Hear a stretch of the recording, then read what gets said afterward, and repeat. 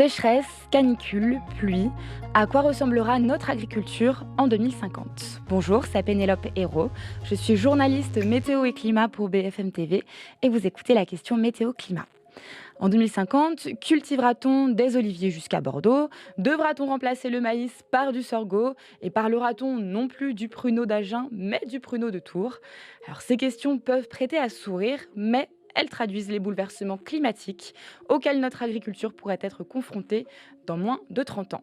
Car entre les sécheresses à répétition, les pluies diluviennes et le manque de froid hivernal, la météo est parfois capricieuse, certes, mais ce qui est certain, c'est que le climat, lui, se dérègle, il se réchauffe depuis 200 ans et certaines filières agricoles se réinventent déjà pour s'adapter.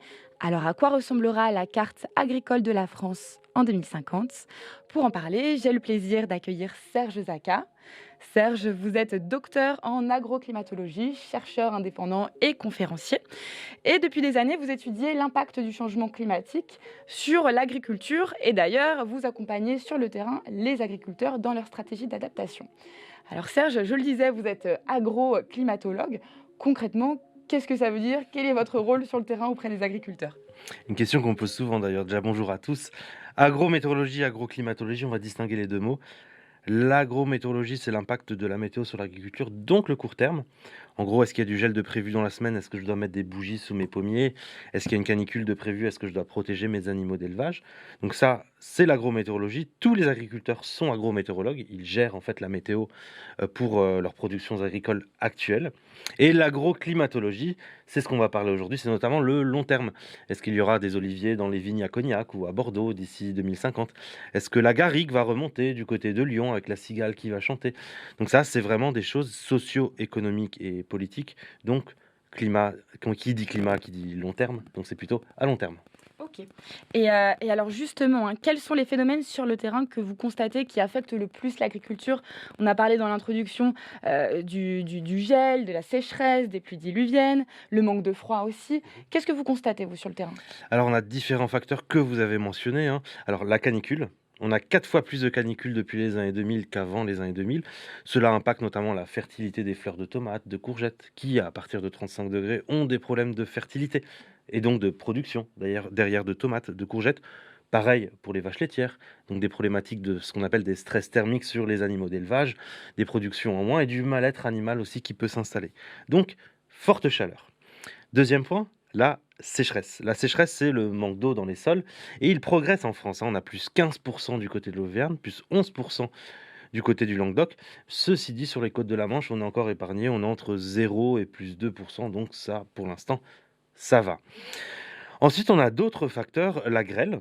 La grêle, elle, n'évolue pas. On n'a pas forcément plus de dégâts dus à la grêle parce qu'il n'y a pas forcément plus de chutes de grêle en France sur l'agriculture. Ensuite, on a un facteur qu'on oublie souvent et c'est le plus important pour nos arbres, beaucoup plus que la sécheresse et les canicules, c'est le manque de froid. C'est pas très intuitif pourtant. C'est pas très intuitif, ce manque de froid. Qu'est-ce qu'il provoque? Eh bien, il provoque que les végétaux qui ont besoin de froid pour fleurir au printemps, ont une floraison qui est moins bonne et voire pas du tout de floraison. On a eu le cas notamment pour les abricots du côté, du Gard, il y a quelques années ou voire l'an dernier.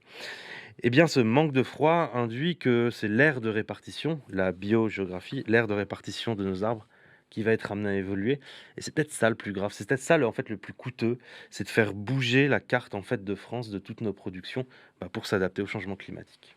Et alors, ça c'est pour les constats effectivement, mais si on parle des conséquences concrètement, en 2050, qu'est-ce qu'on mettra dans notre assiette, en fait? Est-ce que, l'olivier, pourra être cultivé, par exemple, à Bordeaux? Est-ce qu'on peut imaginer, voilà, des bouleversements? C'est déjà le cas, C'est hein. déjà le cas? Il y a déjà des oliviers à Bordeaux parce qu'en fait, en arboriculture, pour l'arbre, on anticipe beaucoup plus en amont, à peu près 20 ans, 30 ans, voire en amont, puisque l'arbre, en fait, on ne le change pas tous les ans. Donc quand on plante un olivier à Bordeaux, c'est pas c'est comme un investissement d'avenir. Mmh. Pour l'instant, il va être petit, il ne va pas beaucoup produire avec le climat actuel, mais en fait, on s'attend à ce qu'il grandisse et qu'il produise beaucoup plus d'ici 2050. Donc quelles conséquences déjà de ce que j'ai dit au début sur les 4 principaux facteurs?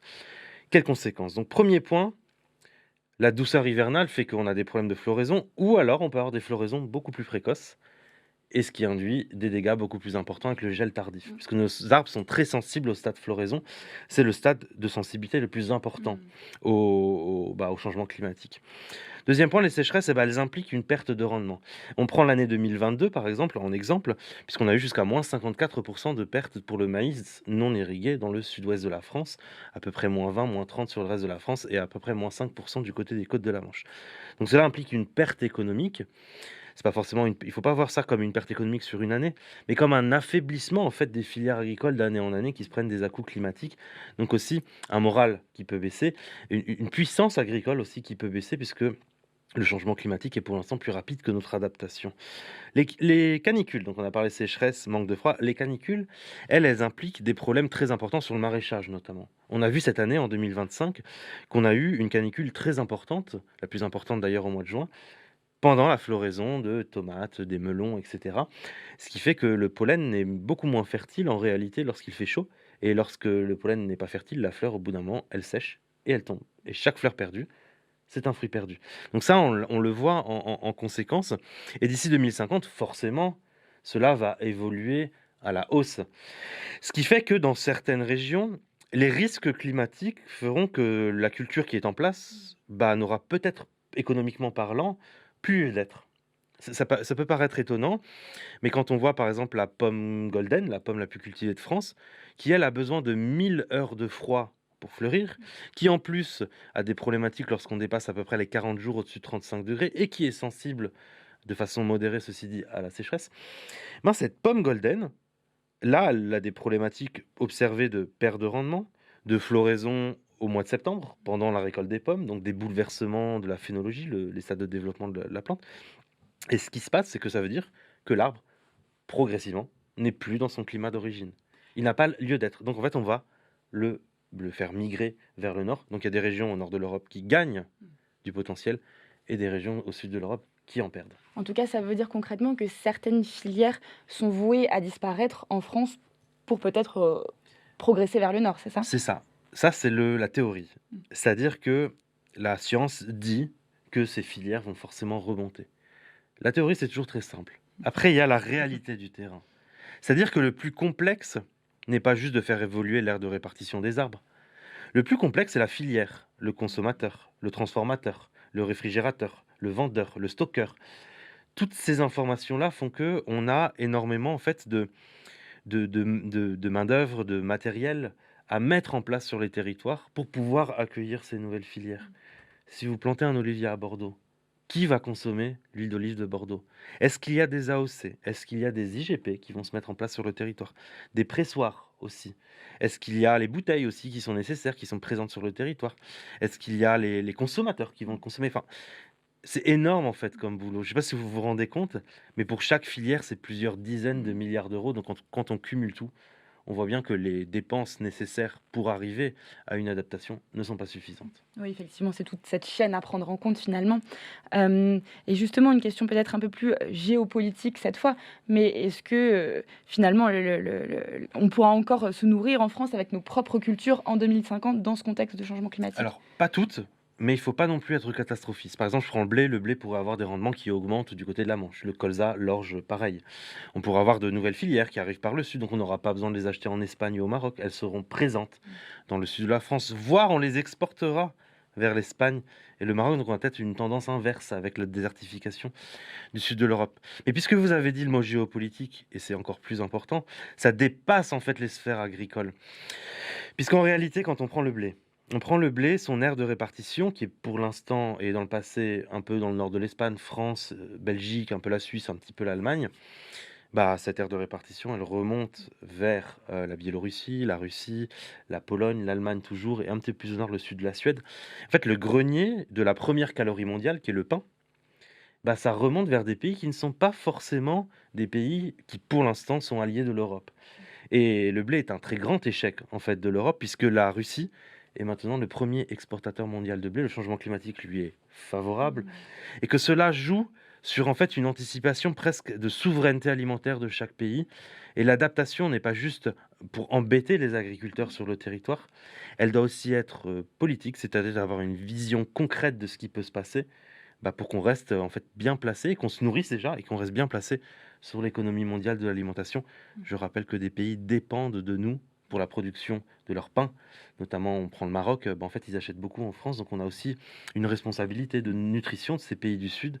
Si on ne le fait pas, avec la désertification de la partie sud Mmh. méditerranéenne, ils vont remonter vers l'Europe. Mmh. Ouais, Mouvement de effectivement. population. C'est toute cette carte géopolitique effectivement qui dépasse, largement l'échelle nationale. Mmh. Là, on va revenir, sur l'échelle nationale pour les stratégies d'adaptation. Mmh. Avec Est-ce que vous avez peut-être des exemples concrets d'agriculteurs que vous accompagnez sur le terrain et qui mettent en place déjà ces stratégies d'adaptation? Alors déjà, dans ces stratégies, il faut comprendre que nous, quand on bosse sur, l'agriculture, il y en a pas qu'une seule qui prévaut sur les autres. En gros, il y a 9 pôles d'adaptation, que ce soit de l'agronomie, que ce soit des paysages, par exemple les arbres, les haies, le sol également, sur un sol plus vivant qui retient mieux l'eau, quand il y en a en excès ou alors qu'il la déstocke mieux quand il y a, des sécheresses. Ensuite, on peut avoir, ces filières, ces nouvelles filières sur le territoire, de nouvelles génétiques aussi, de nouvelles variétés de blé, de maïs qui peuvent consommer un peu moins d'eau. Et sur toutes ces adaptations, il y a des exemples hyper concrets. Par exemple, vous prenez l'association APAD qui travaille en fait sur une agriculture plus durable, sur des sols plus vivants. Les sols plus vivants sont un atout par rapport aux excès et au déficit d'eau. Bien sûr, c'est adapté à chaque sol et à chaque territoire.